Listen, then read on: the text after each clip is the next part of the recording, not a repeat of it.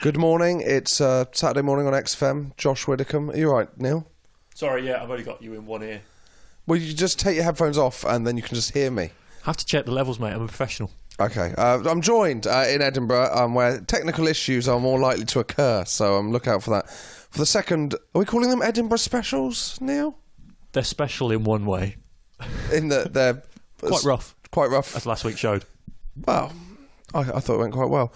We are joined by various comedians throughout the morning. You're still banging on about being from Scotland, even though it's very clear in your voice it isn't. And you've playlisted some Scottish music, creating the real feel that this is an Edinburgh special. Yeah. How's your week been? Should I ask you that? I normally ask you that if we're in London. I don't see why being in Scotland makes any difference. My week's been alright, mate. Nothing unusual to report. Okay. Josh Widdicombe. XFM. It's good that we're doing positive discrimination. Talking that, we've got John Robbins on the show. Hey! Wagwan. We're joined by John Robbins and Sara Pascoe for the first hour. Hello. Hello. How are you both? I'm great. I'm excellent. Having fun in Edinburgh? Loving it. We've already had a disagreement in my house of a Saturday morning. Well, you've had an absolute nightmare. Do you want to take us through it? Well, Josh very kindly offered us some hot drinks, so we went to his kitchen. I wanted a cup of normal tea. He doesn't have normal tea. It's all right, I've got normal tea in my bag. So I brought my emergency tea in. I've spliced it. You have an emergency tea bag in your bag? Yeah, for when people like you dangle a carrot in front of my face and then That wasn't take what I it was away. suggesting. And then I thought I'll splice it with some Earl Grey, which he has got, two in the same mug because I am a rule breaker. And then they're stewing away quite nicely. After about 10 seconds of adding the hot water, Widdicombe balls in, starts filling it up with not only milk before they've stewed and been removed, but skimmed milk, which I didn't realise was eaten by anyone other than middle-aged women going through a fitness kick just before he popped off to his Zumba class. And suddenly, what was going to be a very nice cup of strong tea has turned into a puddle, a Chinese soup puddle with two baggy wontons in there. So I've had to do an emergency surgery on it. I added green milk, the semi-skimmed, which is the professional's choice for tea. Yeah. And a bit of sugar, which I had to bring with me as well, because I had an empty bloody sugar thing in the cupboard. Thank you for coming in. Thanks for having me, man. Two saggy wontons. We're not two saggy wontons. We're two crisp spring rolls. Josh Widdicombe. XFM. We're still joined by John Robbins, West Country. Yeah, from Bristol. Not anymore. Live in London now. Yeah. But you're from Bristol. Yeah, And from Sara Bristol. Pascoe, Essex. Essex, yeah. We could have done this in London. There was Yeah. no need for us all to come up here. Well, let's start. Have you been enjoying Edinburgh? I really enjoy Edinburgh 50% of the time. And then the Yeah. other 50% of the time I'm weeping. How do you cope? I write a lot of diaries. I only write diaries in Edinburgh. And I'm doing this play and they're making fun of me and sometimes stealing it to read it because it's so 14-year-old. So what happens to these diaries come September? Oh, hopefully a big publishing deal. Keep your fingers Harper crossed. Collins, the 32-year-old who sounded like she was 12. So you're in a play as well? Yeah, acting, yeah. But the part dresses in my clothes, looks like me and talks exactly like I would. Playing a 12-year-old? Yeah. Good. Yeah. You enjoying Edinburgh, John? Oh yeah, I'm having a really enjoyable year. John's had loads of great reviews and stuff. Packed out rooms. Well, when you say a packed out room, 12 people would pack out that room. You've got quite an obese following, haven't you? Yeah. I'm glad you're having fun times. So what do you enjoy doing in Edinburgh? I really enjoy napping. Napping? Yeah. Anywhere between 6 and 8 p.m. I before thought you my were going to say show. hours. Every night I have a nap till about 10 in the morning. Got into these really long naps. I've been doing it until... We've been watching Cracker. You've been watching Cracker? Yeah, on DVD. Really? Yeah. Everyone goes nuts for box sets, so I thought, how can I impress Sarah with a box set? Went for Cracker. She's never seen it before. How much better? Because Cracker's perfect. 12 episodes. 2 hours Some each. of the best You're not TV planning writing. this relationship's going to last. It's just an Edinburgh Or The thing. Wire. I'm not sure we're going to make it through that. We wouldn't have lasted at The Wire. Well, you were looking positive. I'm glad I've got it down to a kind of negative feel. Yeah. That's what we want to So engender here. Cracker, Cracker's good. napping. Yeah, I like swimming. I Go swim. haven't paid for swimming, but I do keep Sarah's towel and cosy in my room to dry. So I feel You claim to dry. Smells For like listeners I've at been swimming. home, they are dating. Oh, You're not we're, just- we're seeing each other. You're seeing each I'm other. not sure It's how not just a serious. very strange relationship. where We're just really best friends. You come Watch round, Cracker. leave a swimming cosy and towel, watch an episode of Cracker, and then never go swimming ever again, seemingly. Well, we tidied that up. There are things that I am going to talk to you about, so shall we do that in a minute? Yeah. Josh Widdicombe. XFM. This is XFM, and as always at this time, face to face, news hound Joseph Lycett. Good morning, Josh. Good morning to the listeners. Very nice. Is I it did a new- Joseph? No, it's not actually. It's just Joe. Is it? Yeah. If my parents are annoyed with me, because most people, I suppose your parents would sort of go Joshua. Well, my parents would just elongate Joe. So they'd just go, Joe. If you were in a children's TV show and you'd caused a kind of kerfuffle, the whole show would end with Joe. Why you? yeah, absolutely. So what did your parents do? They just go, I just behaved, mate. Just behaved. yeah, all right. Now, what's happening in the world this week? Well, it's a new story from the archives. Take yourself back 5 glorious years. Think of where we were 5 years ago. Edinburgh. Edinburgh. I was in Yeah, it wasn't Edinburgh. Edinburgh. So yeah, we were there, but there was also an Olympic Games going on. Do you There remember was, that? yeah, with China. I wasn't really interested No, because me I was neither. too busy flying. Me too. And in that Olympic Games, Michael Phelps became the first ever person to win 8 Olympic gold medals. Woo! Whoa. Well done, Michael. In what? In swimming? In swimming, shall I list them for you? Yeah, why not? 200 metres freestyle, 100 metre butterfly, 200 metre butterfly, 200 metre medley. I don't know, what's a medley? Do you sort of sing while you swim along? do like some classic hits. So are you into swimming? I love swimming. Do you? I like swimming. I just get very annoyed with everyone else who swims because people can't use lanes properly. And so in the end I sort of have to go around people and it's dear. very annoying. Oh, Are you dear. a good swimmer, Josh? I'm very weak. I was allergic to chlorine when I was a child, so I couldn't really get any good. As Now a it's child, but you sort of developed an too immunity. late to learn. Well, no, I don't, because this is a little known fact about me, Josh. I am a trained swimming instructor. Are you? Look at you, you've perked up, haven't you, all of a sudden? Got some respect for me now? Got qualifications, mate. What do you have to do? I had to do a sort of quite intensive sort of 2-week course, I think it was. So is this because you don't think the comedy's going to work out? Yeah, I was a little bit worried it wasn't going to. So I just thought I'd The do early some... shows at this year's festival, you think I should maybe train to be a swimming instructor. Yeah, this isn't going very well.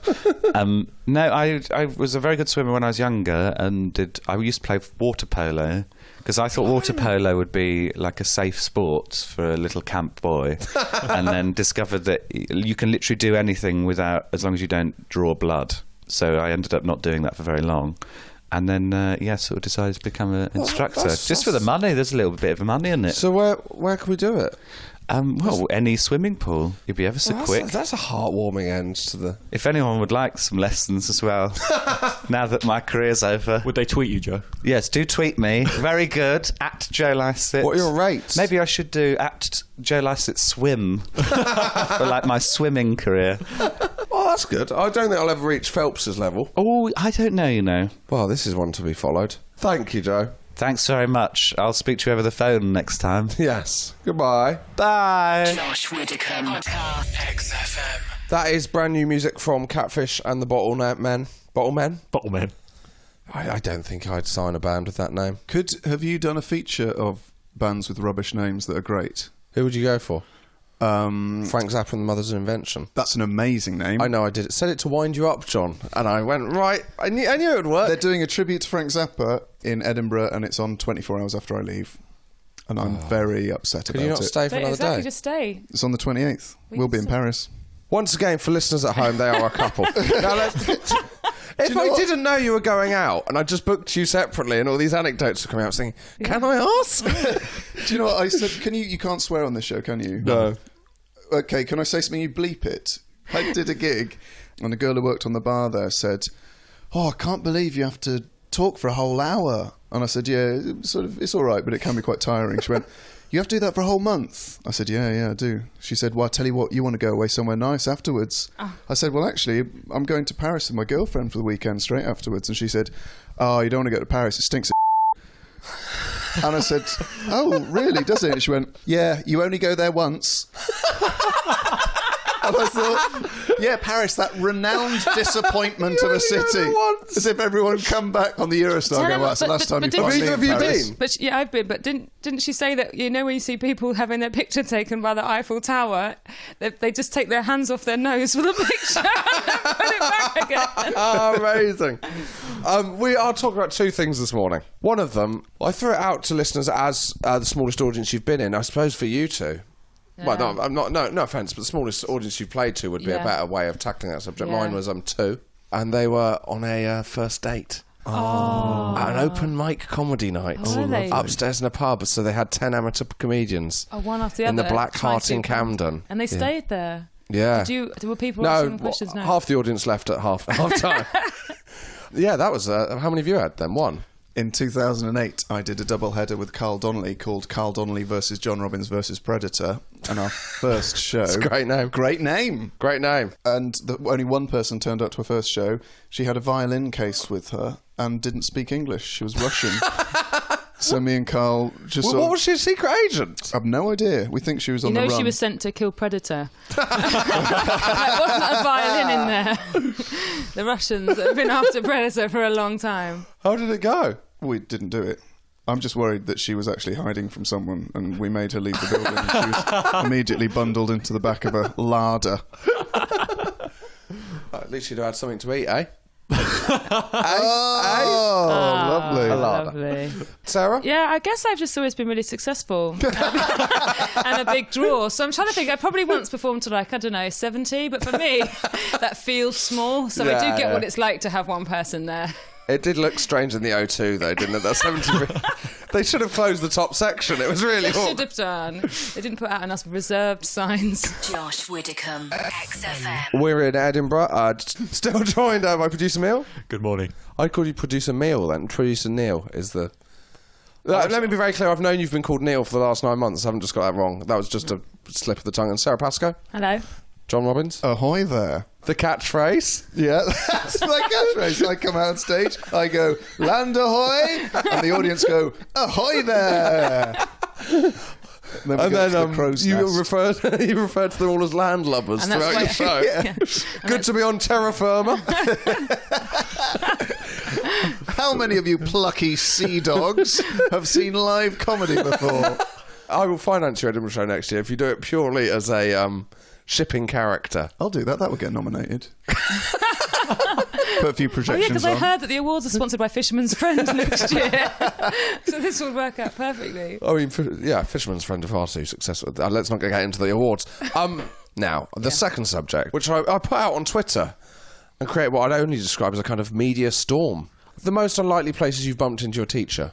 I used to live on the same road as my form tutor when I was at secondary school in 1 year. So obviously you have a different form tutor every year. That was the 4th year, which I really got into bunking off. And unfortunately, she knew where I lived and would come and get me in her car at lunchtime, driving back. I mean, that's not bumping into her. That's genuinely just inappropriate. Looking back, she was a really incredible teacher who really thought I had potential and was wasting it. But it was a real nuisance. It wasn't her fault that it didn't work out that way. My birthday, my 22nd birthday, 22nd of May is my birthday, and I had a maths GCSE and decided not to go, and she came and got me, and I was 35 minutes late, got a round of applause when I came in. Amazing. And didn't have a protractor or a ruler or a calculator, still got a B. So That's right. Good story. That's why you learn to love the audience, isn't it? When you got a round of applause when you came in. Have you ever seen a teacher out of school? Yes.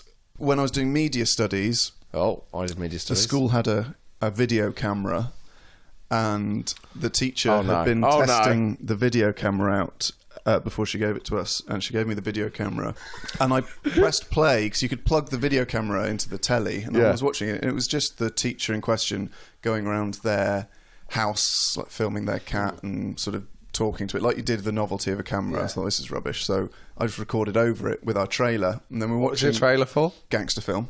Of course, I did a gangster film. Of course you do a gangster Called film. Fool's Gold. Ooh. Yeah.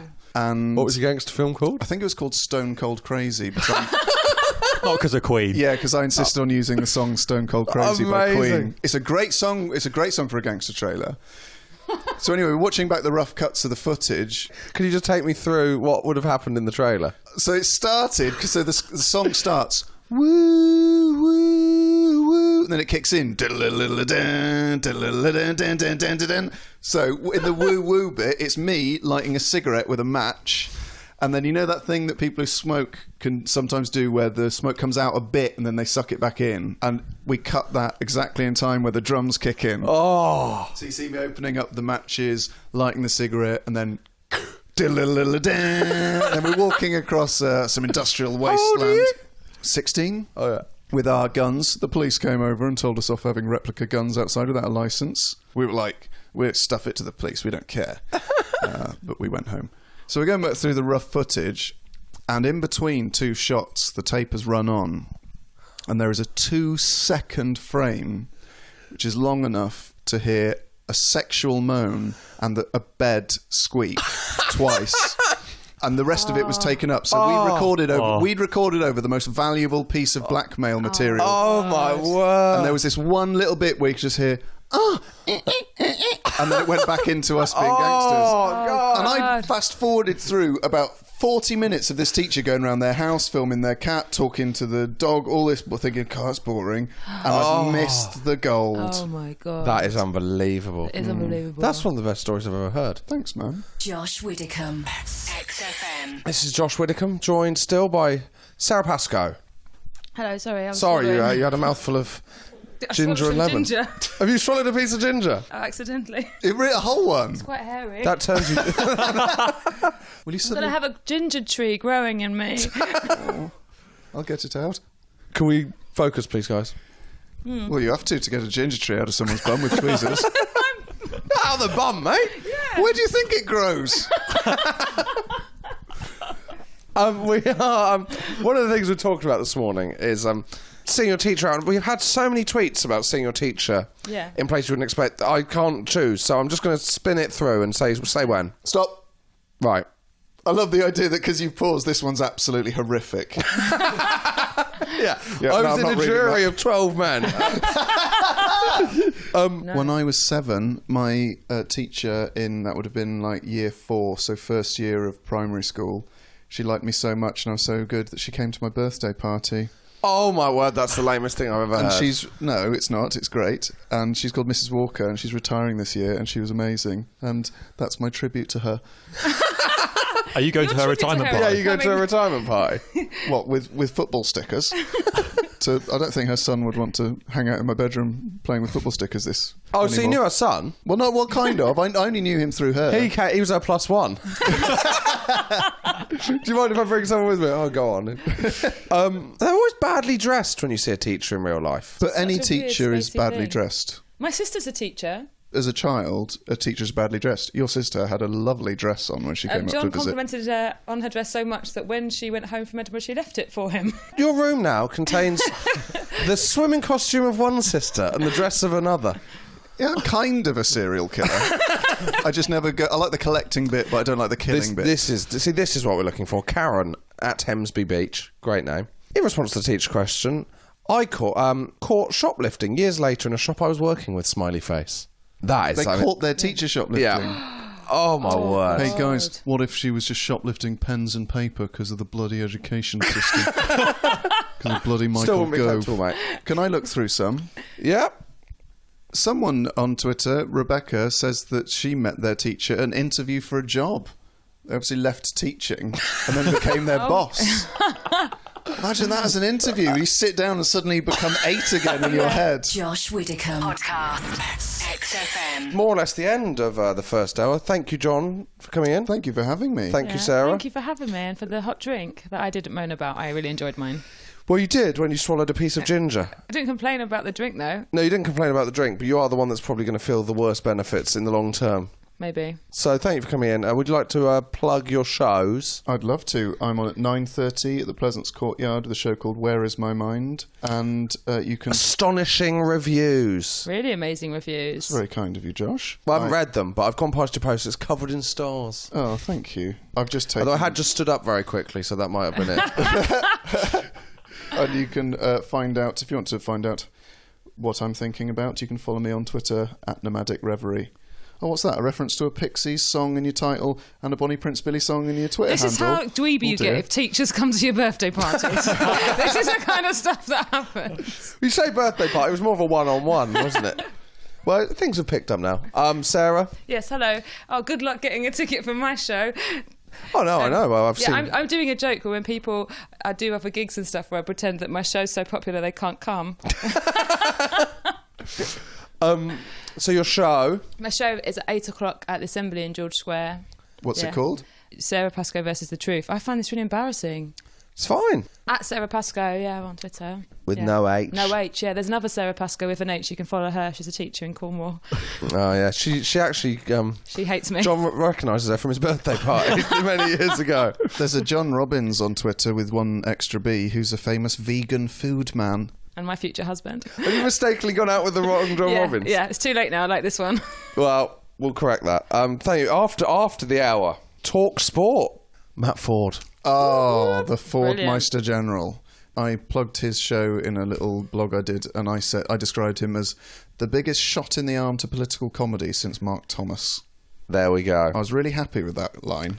And we'll be talking to him about seeing your teacher out and about.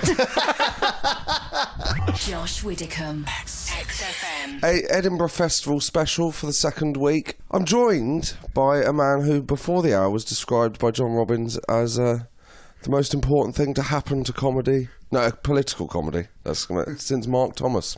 Matt Forde, hello. Hello, thank you. Welcome. How did that feel? Rory Bremner must be seething. I don't know if Rory Bremner listens to XFM. And, I'd like the idea that Rory Bremner's driving along listening to Biffy Clyro. And James Acaster, who's early. Good boy being early. I asked you to bring a memento or object that you feel, well, not sums up the Edinburgh Festival, but how would you say it now? Maybe just encapsulates what Edinburgh is for you. It does for me, yeah. This is a CD of a particular band. Yeah. Called the Red Hot Chili Pipers. They, not only does it represent some of the great punning you get at the Edinburgh Festival, but this is the CD that they play in nearly all of the tat shops up here. Oh, It's yes. sort of blaring bagpipe music. And what they do is do bagpipe covers of... My favourite one is The Voice. Diddly, diddly, diddly. And it just reminds me of when I first came to Edinburgh. And I would walk around and hear this music blaring out. It made me feel really happy. Someone told me that on the way up to Edinburgh, you'll listen to the Red Hot Chili Peppers. Yeah. Who told you that? I can't remember. Someone told me at the start of the festival. Yeah, I would listen. I used to have a special Edinburgh playlist that had Girls Aloud. Why Girls Aloud? The first time I did Edinburgh, I had Girls Aloud like in my pre-match music or pre-gig music. That just shows the Huge level. insight into Fordy's mind there, how he views comedy gigs. Yeah, that's exactly how I viewed it. But then I would doing the have stretches. I had the Red Hot Chili Peppers and another band called the Porridge Men, which I would listen to on the way up. Just about an hour out of Edinburgh, so it'd be about like a 4.5 hour train journey. First 3.5 hours I'd have Oasis and stuff like that, just normal stuff, and then it'd get into Girls Aloud sort of halfway through, and then an hour away it'd hit the bagpipe rock, and then I'd be Once you went past Berwick upon Tweed, the bagpipe that rock was it. was... Yeah. And I'd Can't get a few imagine cans you in. listening to that in the train. Imagine you like on top of the train, like a Bond film, listening to the Red Hot Chili Pipers, just fist pumping, going into Edinburgh. They are excellent. I thoroughly recommend it. So that has always been the sound of Edinburgh for me, and it's something that I sort of romantically linked to this wonderful city. What's the sound of Edinburgh for you, Acaster? Just like titters? Titters and the sound of people shuffling out of my venue. Josh Widdicombe, XFM. My tongue hurts. I mean, it's not time to discuss it. Not like that, Matthew. We'll move on. Okay. Yeah, your face dropped then, as if to go, actually. It's serious. I thought it was going to be some sort of Lothario activity that had led to it, but No, just drinking away the tears. Still joined by James Acaster, Yeah. Matt Forde. hello, mate. Now the topics, and our producer Neil, of course. Good morning. God, you sound tired. It's hit me now. Yeah. You've only been up for a day. Edinburgh's hit me. I've been here 12 hours. Been getting Think into- what a month's like. Neil came to my show last night, and he was late because he was in a scrape. What happened, Neil? Should we do it now? Do you want to do it now? All right, we'll do the text in a bit. But I was in a taxi going to your gig, and the taxi hit another car. So while the taxi driver got out to exchange details, I was locked in the back. Were you shouting? Well, I was kind of conscious of time. I like to think they were negotiating. The guy was like, "I won't press charges if you just give me that guy in the back. Give me him. He's mine." That just sounded like you had some sort of existential crisis. I was very conscious of time. Crikey, what was going on in the back of that cab? Even more conscious of time when you sat through my show, I'm sure. So, was the clock going up? He went, "Oh, we'll just call it a tenner for the journey," because it was about 15. Call it nothing, mate. You crashed. It was held captive.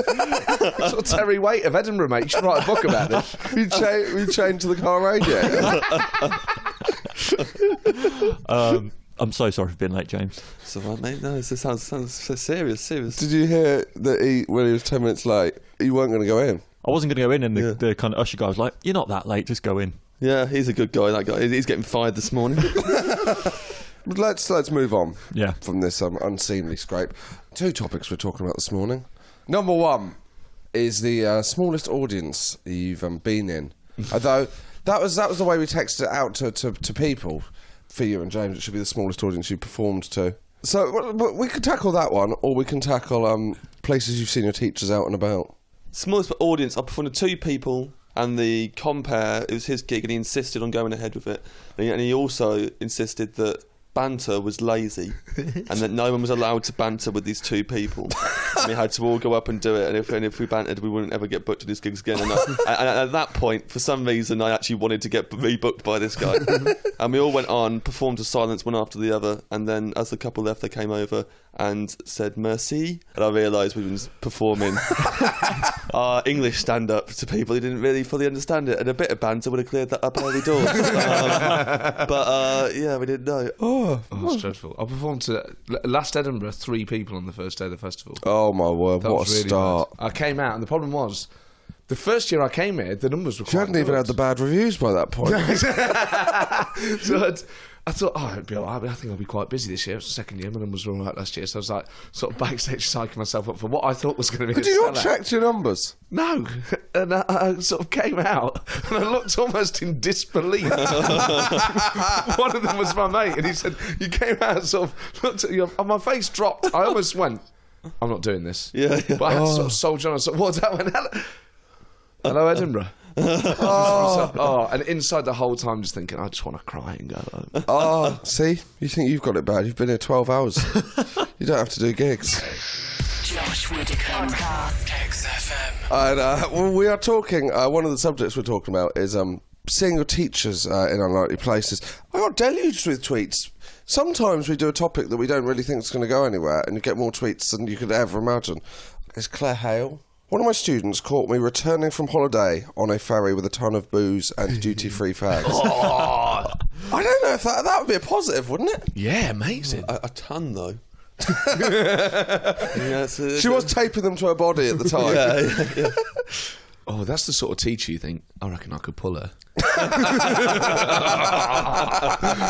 He's so excited. Did you fancy your teachers? Loads of them, yeah. No, it's the ones that all the rude boys fawn over. So there was one at our school who was really, really, was not just pretty for a teacher, but a very, very beautiful woman. Like, all these lads would be in the playground going, yeah, set me 10 pence here. What's the matter with you? Give me your dinner money. Hi, miss. How's it going? Nice to see you, miss. Really nice today. Give me your dinner money. Amazing. See these guys just turn into pussycats. John Britton. Nice guy, I know him. Yeah, I know. Yeah. I was trying to keep the magic going that we had listeners, mate. I should point out, everyone who's ever texted into this show is my personal friend. I grew up in Holland and once saw my geography teacher coming out of this shop. I've clicked on the photo. This is exciting. Because we all know the key word in that sentence was Holland. Holland and Barrett. We normally just do 2, but I'm enjoying them. This is Chelsea 88. My chemistry teacher turned up at a body pump class I was teaching when I was 17. Awkward role reversal. As if suddenly the hunter has become the prey. So you want a body pump, do you? Maybe you should have thought of that when you were giving me all those dictations. Josh Widdicombe. XFM. You told me yesterday, even though you're Scottish, this is the first time you've ever been to Edinburgh. Not festival, just generally. Well, Scotland. how many times? Born in Glasgow, raised until I was 5, then I moved to Birmingham, and then to London. English to your very core. You said you've got some Scottish facts for us that you wanted to intersperse in the show to give it an Edinburgh feel. Well, yeah, it's because we're not doing trivia as well. Yeah. So, Scottish fact. Scotland, obviously, apart from being the mainland, is also home to 700 islands. That is a good fact. That is good. That is a Very good fact. good, yeah. Thanks. Have you been Really? to any of the islands, anyone? I've been to Skye. Castaway, that was nice, wasn't it? Orkney. Castaway was on Taransay. On what? Do you remember Castaway with Ben Fogle? Oh, yeah. The island was called Taransay. Oh, I see. I thought you meant... Not the Tom Hanks film. Yeah. That is what I That's not thought. filmed off the coast What? of Scotland. Crikey. He'd make friends with a Haggis. haggis. Yeah, I mean, that is the go-to, isn't it? A caber. With a little face on it, carrying that around the island with him. Oh, I really regret making friends with a caber. It's so heavy. He'd still make friends with the football, but he'd just not be able to use it very well. Hey, guys? Yeah. Is this thing on? Like, oh, No. Have you ever seen... We were talking about seeing a teacher out and about. I saw a teacher that taught at my school in Nottingham who was just quite a tubby chap. He was so drunk. We saw him at a Forest game trying to climb the wall and get him for free. Amazing. He was absolutely mad trying to climb the wall around the back of the old Trent end. We went, oh, it's Mr. Such and Such. He went, what? And he was like, it was just no way he was doing it. His two mates were trying to give him a leg up. So we went, sir, and he sort of legged it. And then obviously the moment we got to school on Monday, like we couldn't wait to tell our Oh, teachers. my So, like, word. Wilshire was taking our names. Like, oh, sir, we saw Mr. What's his flavour down at Forest. He was like, no way. Like, other teachers came and went, let me just go and get Mrs. She came and was like, yeah, sorry. That's brilliant. Cornered me in the corridor at lunchtime. Went, Mr. Forde, you've got a very big mouth, and I suggest you keep it shut. I said, mate, you're trying to silence me. I said, I saw You can't silence the truth. also, what kind of person would you be if you saw your own teacher trying to scale a wall to get into a forest game and you just went, I'll keep that to myself? Not telling that'll stay firmly in, the airwaves need such stories. Josh Widdicombe, XFM. Still joined by producer Neil, Good morning. James Acaster, Yes. Matt Forde. One of the subjects we're talking about is the smallest audience you've ever been in. James? I think the smallest audience I've been in was 4 people watching, Yeah. but it was at the Edinburgh Festival. Yeah. And it was there was me, a mother and her son who was about 11, and a man in a kilt. to be having kids. Broken Britain. And then this man in a kilt with a handlebar moustache sat on the front row on his own. And Amazing. first on was so I can't remember her name, but she was Why were you there? it was raining. It was raining, and they literally flyered me out, and they went, "You can come in here and watch it." And that year, I'd do anything to get out of the rain. It was like raining constantly, so I went in there. And that year you were camping as I well. was camping that year as well. I'll tell you what, more about that later. But I sit there, and so this first act, she's halfway through like her first routine, and then she just freezes and looks at the Scottish man on the front, and he's just looking back at her, and she went, "Oh, are you? When you moved your legs, did I just see?" And he just nodded his head really slowly at her, and she went, "Oh, I saw it, didn't I?" I saw it. Oh, I saw it. And then she just kind of like, and then she'd try and carry on with her routine. Then she'd get halfway through her routine, she'd stop and go, "I'm sorry, everyone. I just happened to me. But I can't really." And then the man was sitting there, no shame, and just looking at her like, "Yep, that's what happens." And then the whole gig was just tarred with this the fact that this man. Did the other acts reference it? Yeah, well, everyone was coming out like a bit like, okay, well, this, because obviously when it's a full room, if that had happened, it would have been really funny. When it's 4 of you in the audience, you are just a small group of strangers, and one of you has got their genitalia out. That's all it is at that point. Triple XFM. Yeah. Josh Widdicombe, podcast, XFM. This is XFM on a Saturday lunchtime now, and still joined by producer Neil, Good afternoon. James Acaster, Hello. Matt Forde. Hello, mate. How does it feel to be on another radio station? Feels nice. Awkward. Oh, well, I didn't mean that. I meant it in a polite way. Yeah. It's a pleasure to be anywhere, isn't it? Sort of like getting. It's just like getting. It's like playing in a friendly elsewhere, like sort of pre-season game for me. You've got to get the hours in, haven't you? Get the hours in your legs. One of the topics we're talking about is seeing teachers in places you don't expect. As an offshoot of this, I was thinking about, because they would always wear bad clothes if you saw a teacher out and about. What did your teachers wear on Mufti Day as an offshoot? They didn't have to wear uniform, did they? So No, but sometimes because they'd come in suits, Wouldn't but wear this, sometimes yeah. they'd dress down, and it was the most embarrassing thing. We had a teacher, I can't say his name, but on his first day with the class, he said, I'm just like you, I like the same music. I like a bit of Texas, I like the prod. oh no. Oh, I like a bit of Texas, I like the prod. Brilliant. It would have been amazing if he'd have come in dressed as crisscross with all his clothes backwards. But on Mufti Day, he came in dressed like in a schoolboy outfit. No, like AC/DC.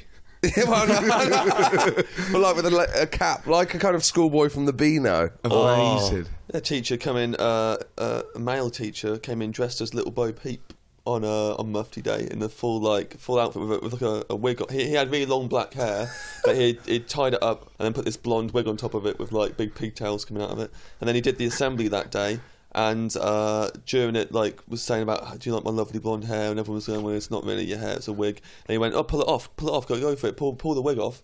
And then someone did, and he'd shaved his head completely, so it was a cue ball. And then he ran round the assembly hall screaming in our faces that his hair had fallen out. What is that story? It's horrible. Absolute legend.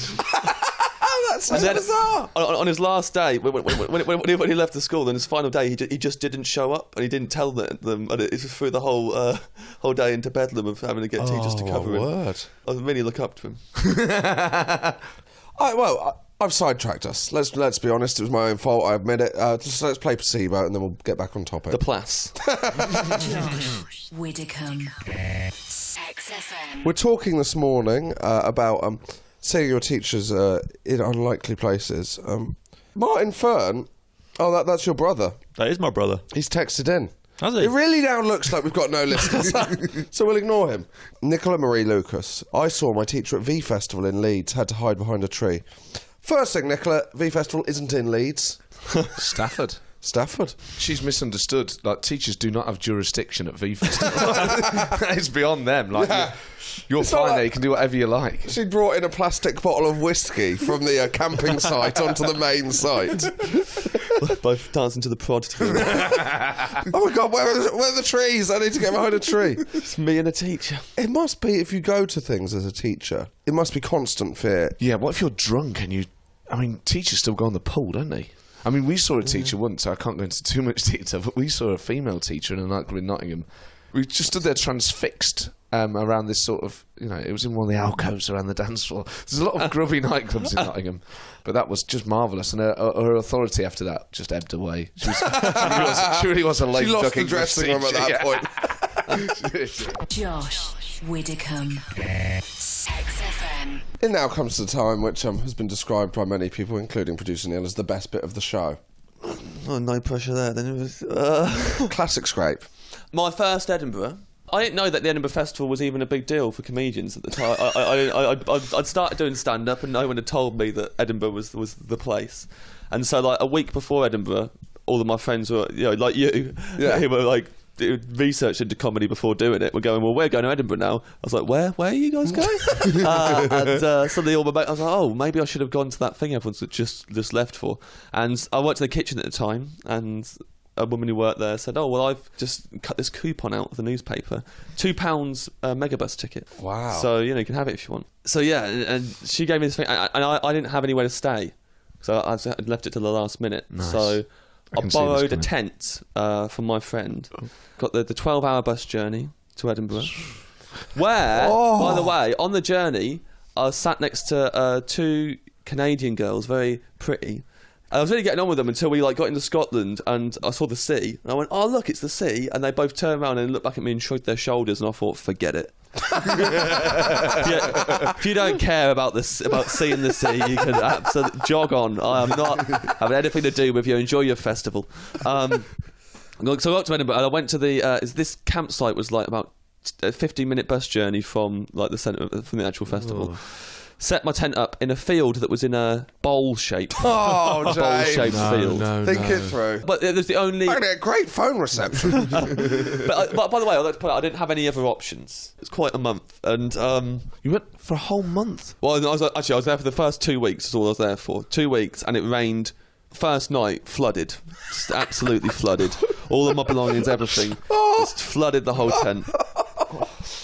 I bought a towel, like a second towel, and laid it down that night to sleep on, so that I was at least be dry for a bit. Oh, mate. And then obviously wake up in the morning and it's soaking wet again. Oh, my word. That's the bleakest scrape of all time. So 2 weeks of that. And from there, I didn't go home from Edinburgh. I went to the Green Man Festival, where I had been booked to do stand-up also. So I went from rainy Scotland for 2 weeks in a tent to a festival in Wales, where I would be camping in a tent. The rain was worse there, so I get up. I've got to unpack my tent, which is already soaking wet, My word. and pack it up and set it up at Green Man. What the point of that was, I don't know. Did my gig, which was on a pallet in a field, not even in a tent, just out in the open, chucking it down with rain. Came off. I wanted to get out of the rain, so I went to the tea and cake tent, bought a slice of chocolate cake and a cup of tea, sat down in one of their chairs, and deliberately fell asleep because I didn't want to be awake anymore. Oh, my word. James. And then I woke up a few hours later, and there was some folk singer on at the main stage. Everyone was really dancing, and I woke up, there's a lady in front of me, a middle-aged woman with ribbons in her hair and ribbons hanging off of her arms. She went, "Hey, you enjoy your sleep?" And I just went, it was better than staying awake and being confronted by the reality that surrounded me right now. And I just ruined everyone's good time in the tent. All of them just kind of stopped dancing. And they just That was the one bit that everyone heard. Yeah. All I heard was me. Yeah. At my gig, they heard me saying, "I hate this festival. I hate my life." I just ruined everyone's good time. Oh, my word. Right, that sums up what the Edinburgh Festival's like for... It wears away at a man's soul until he depresses a bunch of people at a completely different festival. Josh Widdicombe. XFM. Franz Ferdinand, final Scottish band of the 2 Edinburgh specials. Is that correct, Neil? That is correct, yeah. He came to one of my Edinburgh shows. Did he? Lovely man. He came up to me afterwards. He's a very nervous man, just like giggling like a little girl, but in a nice way. Stuff? I think he did. I mean, he basically came up to me because I'd pointed him. I was the only comic on the bill who pointed him out. Everyone else was like, well, obviously don't mention him. And I just went, he's from Franz Ferdinand. Right, now, thank you for coming in, Matt. It's been a pleasure, mate. Would you like to plug your show? Yes, please. It's called The Political Party, but it's not boring politics. It's No, it's brilliant. I've seen it. It's absolutely brilliant. Cheers, mate. It's about celebrating people like Nigel Farage and, interesting people. Yeah, It's a sort of silly not just celebrating people on the right. No. And there's a lot of impressions in there, and it's mucking about with politics, really. It's not preachy, but it's good fun, and it's every day at the Pleasantstone. And, James? 7 o'clock, Pleasance Courtyard. The show is called Lawnmower, and no scrapes. Should probably point that out. I have to say, after the first 15 minutes, which I didn't see, it was very good. Yeah. Neil missed that first 15, but... The first 15 is dreadful, though. Yeah. I said, Neil, just pretend you're Turn 15 up minutes late. late. And your Twitter? At Matt Forde, MATTFORDE. At James Acaster, I can't do it.